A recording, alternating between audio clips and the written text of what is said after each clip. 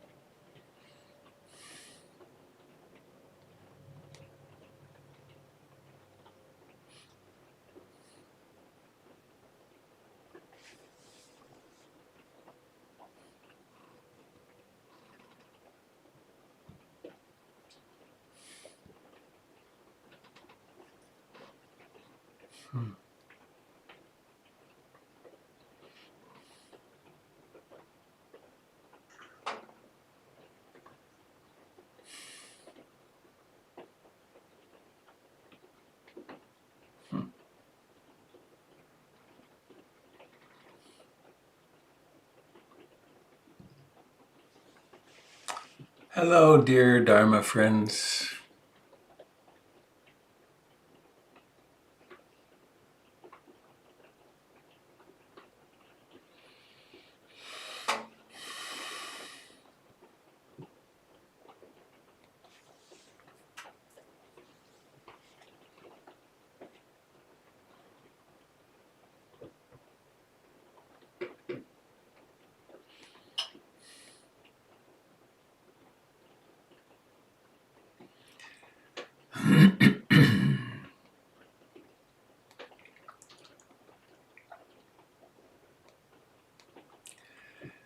I had a very powerful dream yesterday.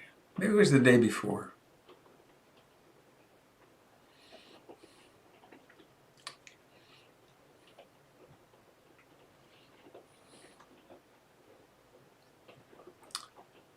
I was sitting on the couch in meditation. I was tired. It was after the morning teaching. And I fell into a really deep sleep. And I only remember the end of the dream. And it was that I was saying goodbye to my most close loved ones. And either I was dying or they were dying. But I knew it was the last time I would ever see them. And it came with there was a profound sadness and also a profound acceptance.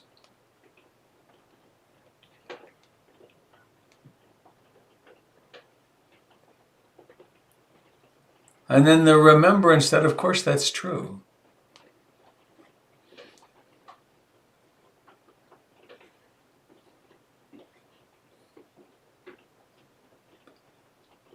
And I remembered this poem that's actually, it leads off chapter 5 in my book, Mindfulness for a Happy Life. It's a poem by Jennifer Wellwood.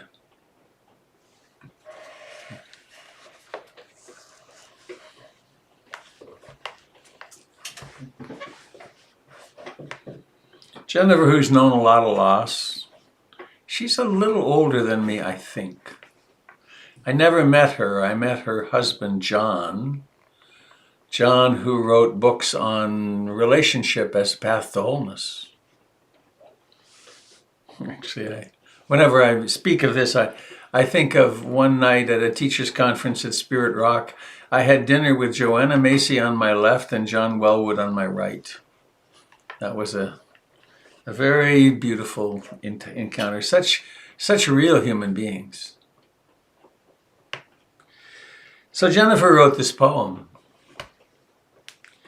And I like to introduce it as a poem. It's the kind of poem that when you get up in the morning and you're groggy and you fill the sink with cold water and then you splash it on your face and you suddenly realize, oh, wait, whew, I've been sleeping. This is that kind of poem. My friends, let's grow up. Let's stop pretending we don't know the deal here. Or if we truly haven't noticed, let's wake up and notice. Look,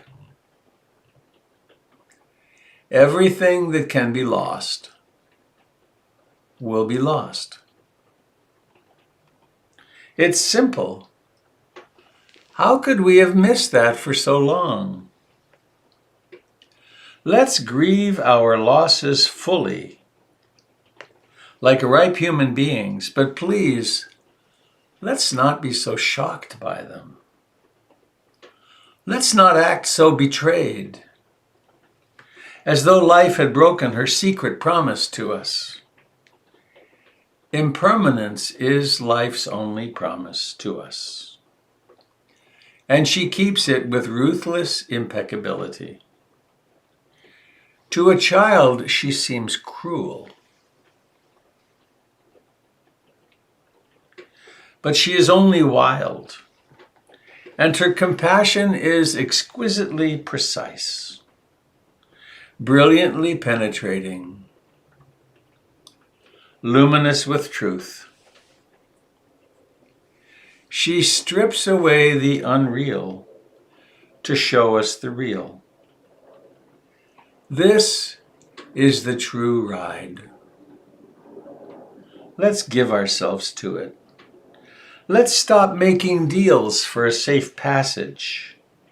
There isn't one anyway, and the cost is too high. We are not children anymore. The true human adult gives everything for what cannot be lost. Let us dance the wild dance of no hope.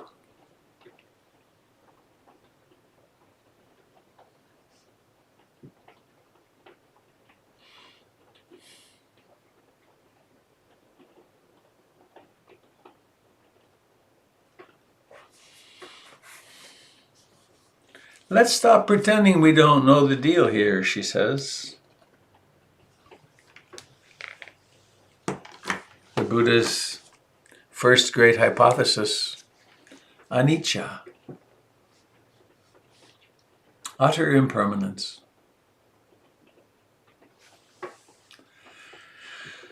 So how would we live if we really recognized impermanence, if we really take impermanence into our hearts?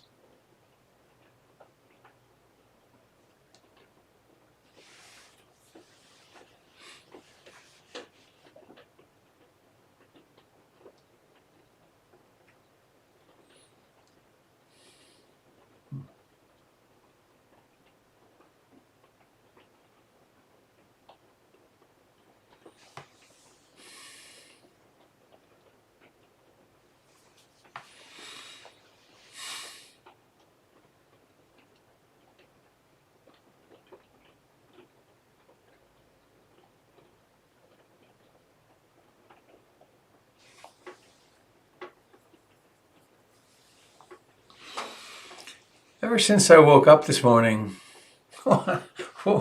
I slept in. I slept in till 6:45. Never happens.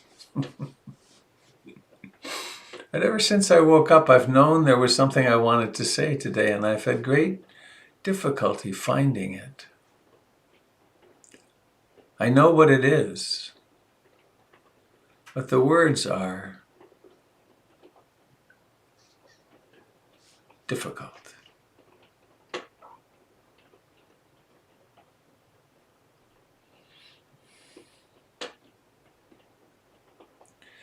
I think it goes like this.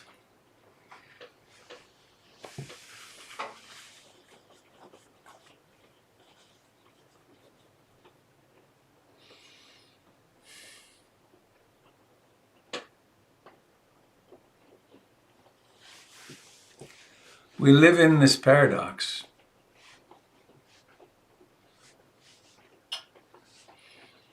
And we have to deal with mammalian bodies, a reptilian brain.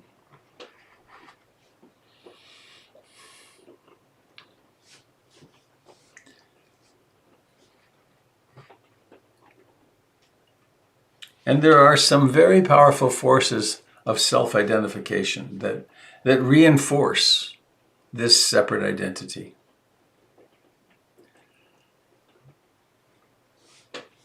Fundamentally, they are the three great roots of suffering. Greed, I want it, I want it, I want it. Aversion, I don't want it, I don't want it. And ignorance, hang on here, I gotta change something. And ignorance, which is ignoring the truth of impermanence, for instance.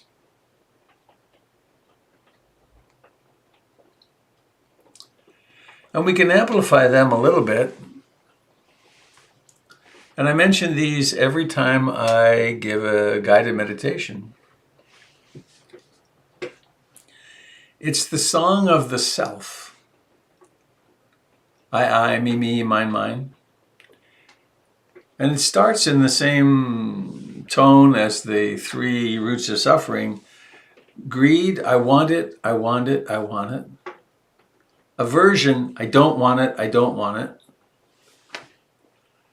Restlessness, agitation, and worry. Right? I don't have any concentration. I don't really know what's going on because the mind is busy all the time. Sloth and torpor, dullness, sleepiness. I can't really, there's no clarity of what's happening because consciousness is very blurred over.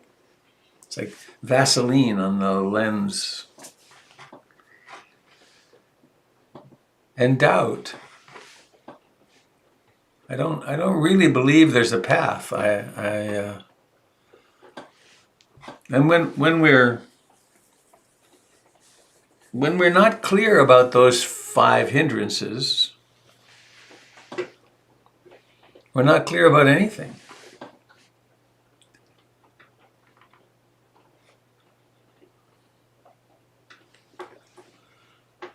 When we don't have adequate mindfulness,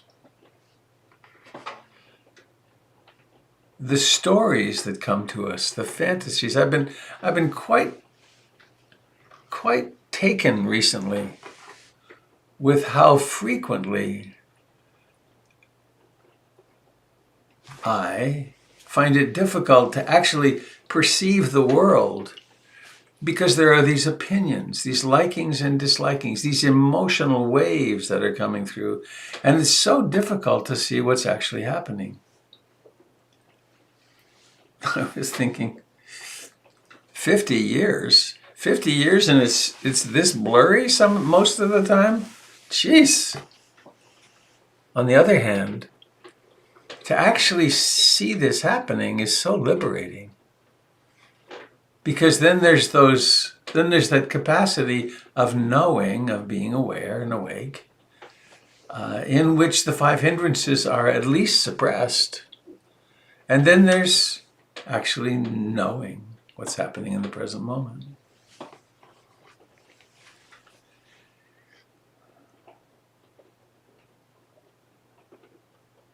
So we do this lovely ritual of sitting meditation. And we do our daily practice. Our practice in daily life.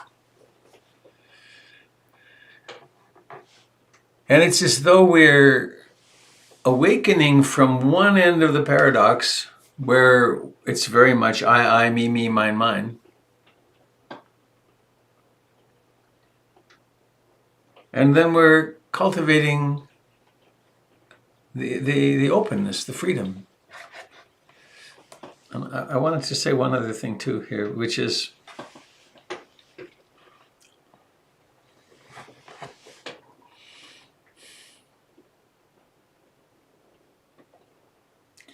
emotions are pretty blinding of us, aren't they?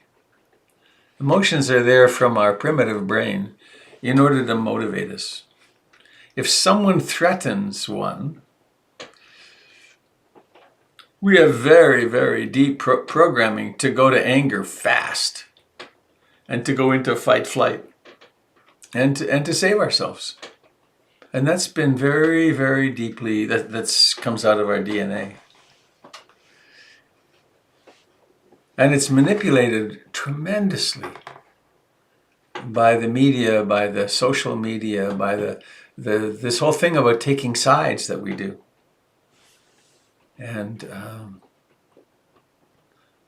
was talking to someone recently who reminded me, I remember when my son Luke, who's now 38, when he was a little baby, I was pushing him down the street in a stroller. And there were two men, and this is in suburban Portland. There were two men at the bottom of the street, very unusually. There just was almost nobody ever on the street. And I was about 100 yards away from them, and I found this mind wondering, should I get a gun?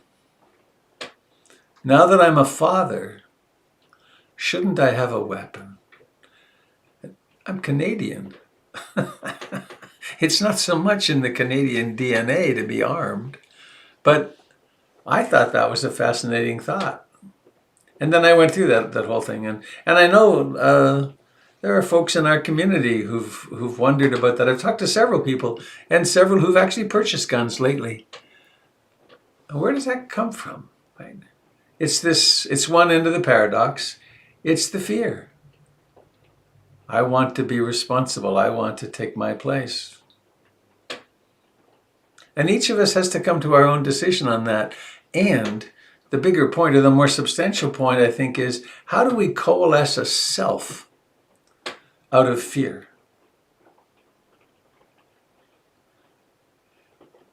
And there's the whole question, how do I coalesce? How do I create a self?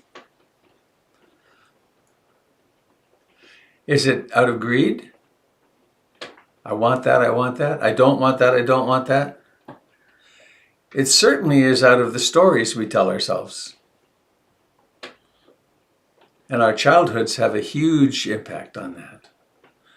I remember it was at least 1 or 2 election cycles ago, someone wrote a book studying family history, and that people who had an authoritarian parent, a strongly authoritarian parent, were much more likely to become Republican than to become Democrats.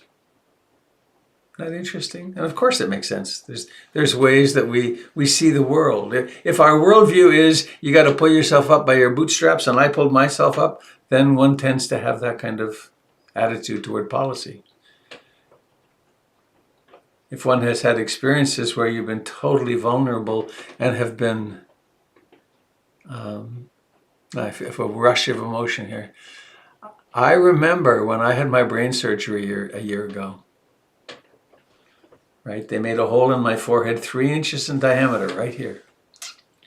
And then 2 people who've devoted their lives to that sat at a double microscope and dissected their way in way underneath my brain till they found that aneurysm and they put a clip on it. And then they backed out. And I survived. And I was really sick. And I was so cared for by the community, by the nurses, by my family. This organism of humanity saved my life. The aneurysm he showed me, the neurosurgeon, he zoomed in on, I think it was the MRI, and you could see where the tissue of the artery became the tissue of the aneurysm, like a balloon. And then over in one corner of it, there was fraying happening. You could see the cells were fraying. That aneurysm was ready to go.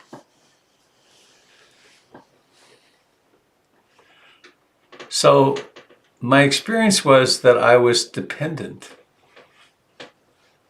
And I was dependent upon the love and skill and devotion of hundreds of people, thousands of people really. And so that contributes to a worldview which is, we're in this together. We are utterly dependent on each other, and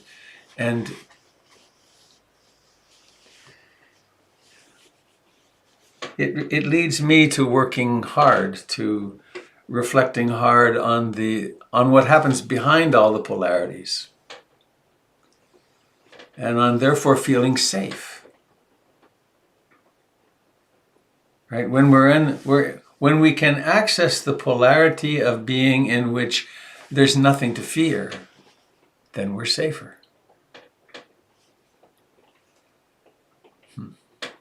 So, I'm sort of getting at what I want to say here. I want to speak about the other end of the polarity too. When we awaken to desire, aversion, restless agitation, worry, sloth and torpor, dullness, and doubt, what should I do? Does the practice work? And so on. That's incredibly helpful, because then there are moments of presence awareness. But there's that other set of mental factors which I don't speak about as much, but are really worthy of underlining, and they are the 7 enlightenment factors. Here I'm on with a list, and as you've all probably heard me say now, my one joke that I return to, you know why Buddhists are boring to talk to? They always talk with a list. Well, here's 2 lists, the 5. I just chanced upon Danny. Danny, what do you think of that one? It's a little lame, isn't it? So. Right. Danny's my go-to guy for humor. So, these enlightenment factors are so exquisitely beautiful. What about mindfulness? Did you notice today how probably you were embedded in, caught up in something that was unpleasant? Some worry, some plan, some enemy imaging, some story about the threat that you're facing in your life, or maybe some memory of how somebody did something bad to you in the past. And then somehow or another you realize that's a thought.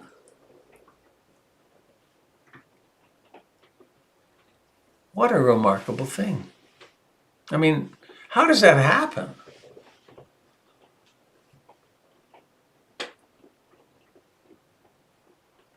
Or maybe you were just mired in dull boredom.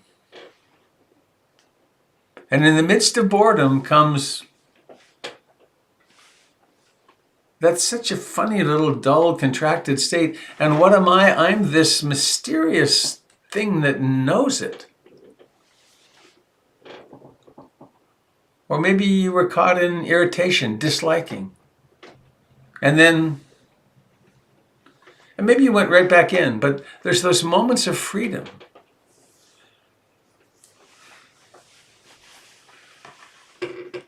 And then the second awakening, beautiful awakening factor, curiosity. It's one of the ways, one of the reasons for PIMC actually, and having Dharma friends, because people who practice mindfulness have weird conversations. You know, suddenly I realized I was getting angry at this person and telling a whole story to myself. And then I realized it, and I realized, wow, that's interesting. It's associated with the way I used to get angry at my mother. And you start talking like this to non-meditators, and they either glaze over or they quickly find another friend. Curiosity. To be curious how the mind works. And not everybody is. Right? The latest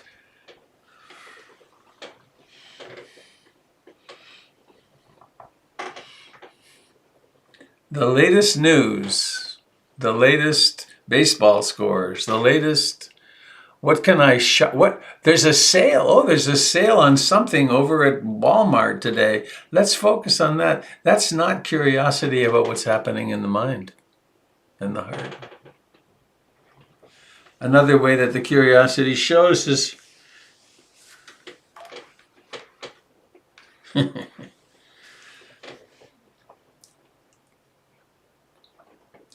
why do I dislike this person? You know, when the phone rings and it's someone you don't want to talk to, and you see the name and to be very curious. Well, that's interesting. Why am I what's the point with that? And actually, I spoke about this recently. There's something happening in my own practice where I remember things that happened in the far past. Usually, the example I think of is that I had a pretty bad bully thing happened in the 4th grade, and I wound up actually leaving that school system and going to a different school system. But I think of the main perpetrator of that, and in the last year or so, when his name and face pops up, there's a curiosity. Why would I be cherishing disliking of him? What an interesting bad habit.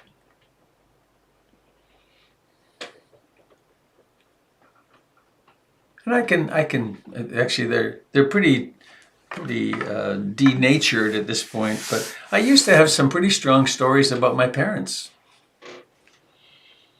I mean, they really should have been better. And in fact, they did damn well given the beginnings they came from and the resources they had. But they were very flawed, and look at the opportunity they gave me to have something to work on in myself.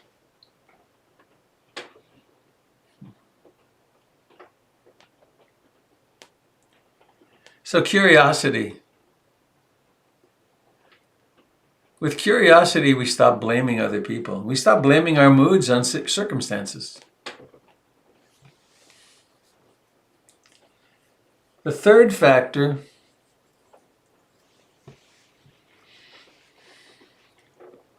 persistence.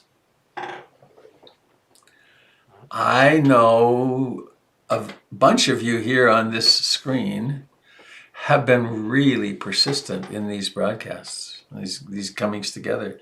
Some of you have been there almost every morning, all since the beginning of COVID. We're coming up on a year. But then persistence during the day. Making the intention, the vow, I intend to be awake. When I was speaking at the beginning about 50 years, there's a particular time I remember when, and it's a long time, must be 35 years ago, I was sitting in a car on a street corner waiting for a friend who had gone up to his apartment. And I was lying back, it was warm in the sunshine.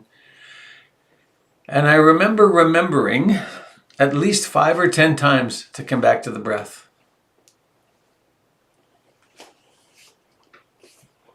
I really want, I mean, there'd be no counting, but the number of millions of times that this living process here has remembered, come back to the breath, come back to the breath, be awake. That's persistence. And to persist also in all kinds of different mental states.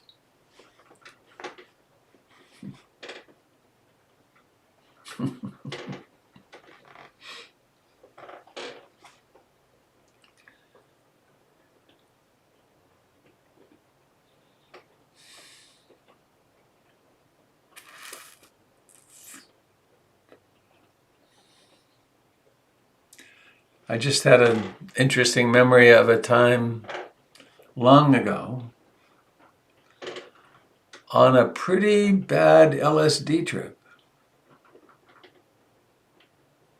when part of it was bad, painful, difficult.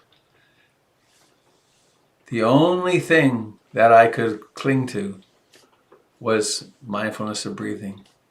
The mind was just in consciousness, was in turmoil. But there was this one, I could come home to this breathing in and breathing out. And remembering this is impermanent. I know after my brain surgery, when they gave me a medication to which I was allergic or something, and I was really hallucinating. I had the hallucination was that I had to figure something out, and if I couldn't figure it out, I would die. And there was terror, just absolute terror in my chest and body, but there was enough. And I knew I didn't have enough mindfulness to figure it out, but there was enough mindfulness to be aware of terror. And I take refuge in the Buddha, Dharma, Sangha. I take refuge in the Buddha. There was that in the midst of that circumstance. And then there was a divorce or two. Places where it's been very, very difficult, but there's persistence. We practice during and through all the difficult times and through the wonderful, extraordinary times.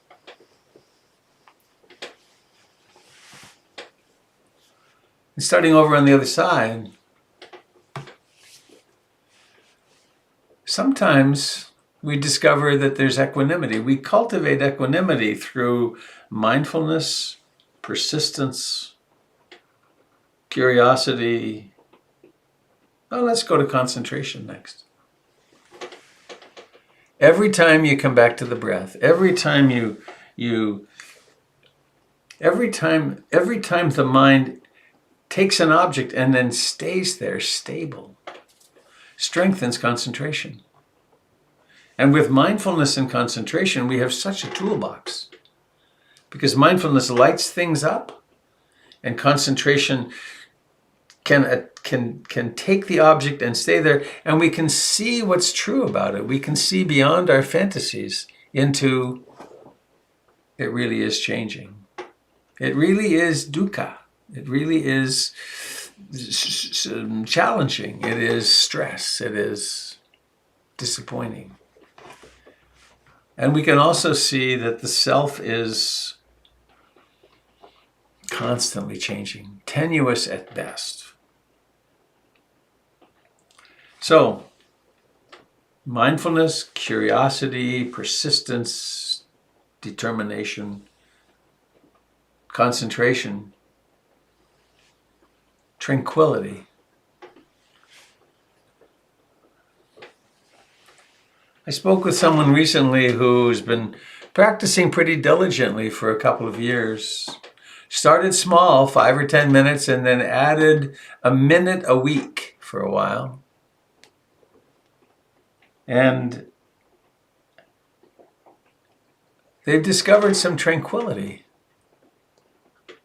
That the mind is sometimes, this is a person with some significant obsessive compulsive issues, discovered that the mind is sometimes quite tranquil. Now, when one's meditation starts becoming tranquil, one starts meditating more because it's nice. And then as we practice over time, we practice through times that are really difficult and times that are really sweet, and the fluctuation between, and we start developing equanimity such that we can stay conscious as the fluctuation is from pleasure, pain, gain, loss, fame, disrepute, the polarities that keep coming through our lives. We can ride through them without freaking out. And there's a seventh factor, which emerges from this practice of balance, which is joy, bliss, delight. Sometimes there's something called piti, which is in the body, a kind of tingling, pleasant, blissful feeling that comes in the body, which is not a rarity. We all know it. I've known it for years. When I see a parent treating a child very lovingly, there's sometimes this little rush of energy that comes through. or sometimes with a sunset, or it's around something that gives me joy.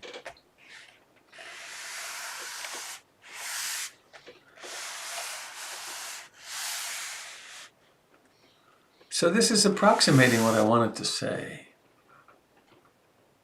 It's that we do exist in this paradox. And we're not trapped. We're not trapped in a lifetime that all we can do is, try to become materialistically well off and have as much pleasure as we can and resist pain as much as we can. But that we actually can turn toward our lives with great intimacy. And we have some tools, and the tools are things like the 7 Enlightenment factors. Also, the tools of becoming aware of and cleaning up our moral and ethical behavior, and the whole of the Eightfold Path. But I want to speak again just because they're so elegant, the way this fits together. If we start practicing mindfulness, and we cultivate some curiosity, which then involves some study, some curiosity, and then persistence, and joy starts emerging. And sometimes it's just for a minute or two. And some of us have big holes to dig out of. Right? My practice was digging out of a hole of a profound amount of depression. Depression and substance abuse. And some really weird conditioning about how to be in relationship that resulted in so much conflict and difficulty. But then with practice, we make friends with all that stuff. And so we have mindfulness and curiosity and persistence, energy, and we start having some joy that comes from within that isn't dependent upon somebody else. And then there's concentration and tranquility and equanimity. And we speak about these as separate phenomena in a way. They're separate mental factors, but they really are all of a piece, which is just the way that we rest in our lives.